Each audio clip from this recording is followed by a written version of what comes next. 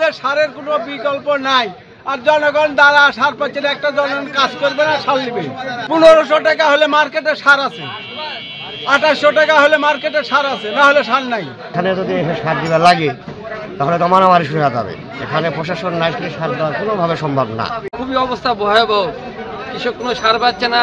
আমি প্রায় 13-14 বিঘা চৈতালি আবাদ করি, আমি এখনো এক বস্তা সারও পাইনি। খোলা বাজারে যে অবস্থা, এইভাবে তো সার লওয়া সম্ভব না। 200 বস্তা নিয়ে এসে 50 বস্তা না দিতেই কত পুরা গেছে। টিএসপি সারও নাই, টিএসপি নাই, ডিএপি নাই, খালি কত ইউরিয়ার পটাশ আছে, নিলে নাও, না নিলে চলে যাও। কৃষক কোথায় দাঁড়াবে? কৃষকের যে দুর্ভিক্ষ, এই দুর্ভিক্ষ দেখবে কে? কিনতে গেলে কয়তে 1200 টাকার সার 1600 টাকা দাম, টিএসপি কিনতে গেলে 1850 টাকা দাম। জেনেক্সে শিফট করো, লাইফকে লিফট করো। তোরা কারবার হিসেবে সার নিলে সার পাওয়া যায়, তো খোলা বাজার সার পাওয়া যায় না। এগুলো সব ডিলারের কারচুপি। সার তো পাচ্ছি, রাত 3 থেকে দাঁড়া আছি। এটা হলে হবে সময় কোনোদিন এসে সার লওয়া সম্ভব?